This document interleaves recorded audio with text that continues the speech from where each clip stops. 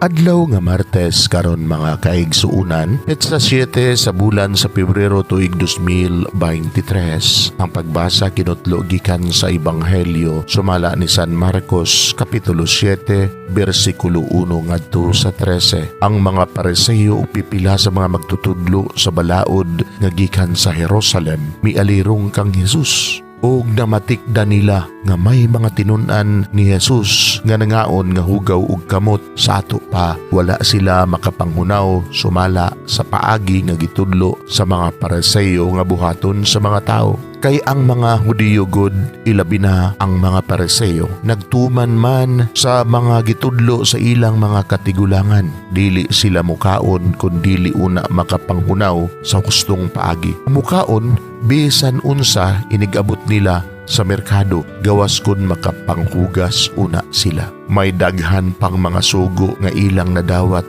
ug gituman sama pananglit sa hustong paagi sa paghugas sa mga tasa, mga kulon, mga panaksan, mga bronse ug mga higdaanan. Busa nangutana kang Jesus ang mga Pariseo ug ang mga magtutudlo sa balaod. Ngano ba nga ang imong mga tinun-an? Wala man magtuman sa mga sugo nga gibilin sa atong mga katigulangan. Nangaon hinuon sila nga hugaw og kamot. Si Jesus mitubag kanila. Mga tigpakaaron ingnon, wala gayud masayop si Isaias sa iyang gipanagna. Mahitungod kaninyo, sumala sa nahisulat. Kining mga tawhana nagpasidungog kanako sa pulong lamang, apan ang ilang kasing-kasing halayo kanako. Kawang lamang ang ilang pagsimba kanako, kay ang mga sugo nga hinimo lamang sa tao ilang gitudlo nga balaod kuno sa Dios. Ug midugang si Jesus sa pag-ingon, gisalikway ninyo ang mga sugo sa Dios ug mao hinuoy inyong gituman ang mga pagtulunan nga iya sa tao.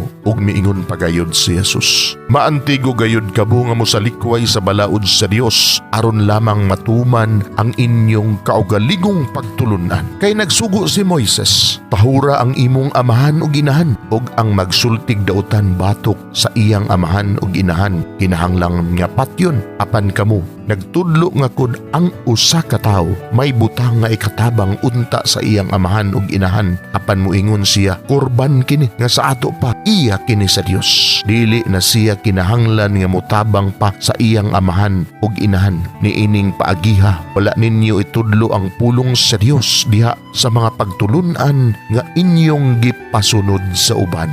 Ug daghan pang mga butang nga sama niini ang inyong gibuhat. Mga igsuod, ang Ebanghelyo sa Ginoo. Daigon ikaw, o Kristo.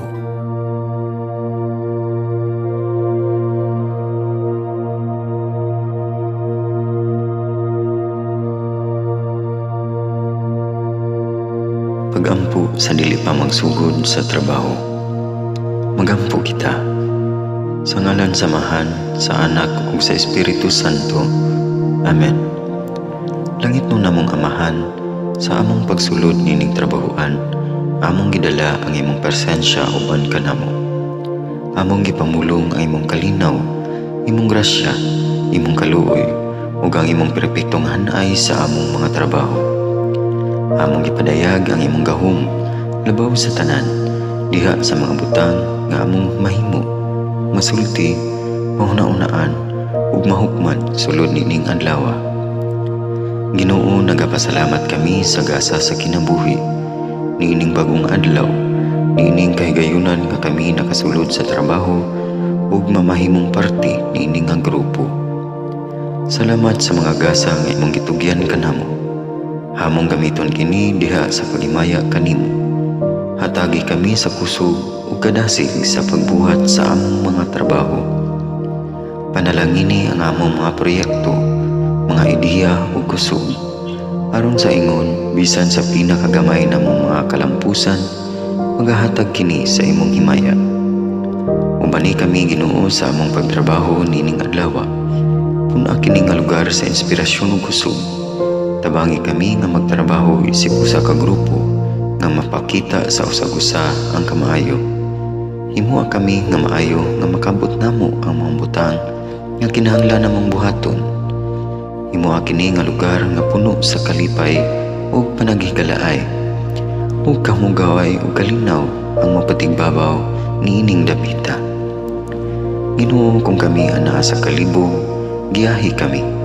Kung kami muwadaan sa kadasig ug paglaom, dasiga kami. Himua nga ang trabaho nga among gihimo ug ang paagi sa among paghimo niini makahatag unta kini og hugot nga pagtuo, kalipay ug pahiyom sa tanan nga among mahimamat karong adlaw. Panalangini ang among mga pamilya, among Pinoy-anan, among nasod. Himua nga magmatidud-anon kami sa pagtagad ug pag-amuma sa kalikupan ug sa tanang may kinabuhi diha sa pagbuhat kanamo sa pagkabuot sa imong pangandoy alang sa hustisya ug kagawasan. O Ginoo, sa among pagbiya nining lugara, tagay kami sa imong panalangin ug kaluoy sa among pagbiyahe. Panalangini ang among mga pamilya ug Pinoy-anan nga anaon ta sa maayong kahimtang sama sa among pagbiya kanila. Ginoo, salamat sa tanang butang nga imong nabuhat, sa tanang butang nga imong gibuhat ug sa tanang butang nga imong buhaton pa. Sa ngalan ni Jesus, among giampo diha sa tumang pagigugma ug pagpasalamat. Amen. Sa ngalan sa Amahan, sa Anak ug sa Espiritu Santo. Amen.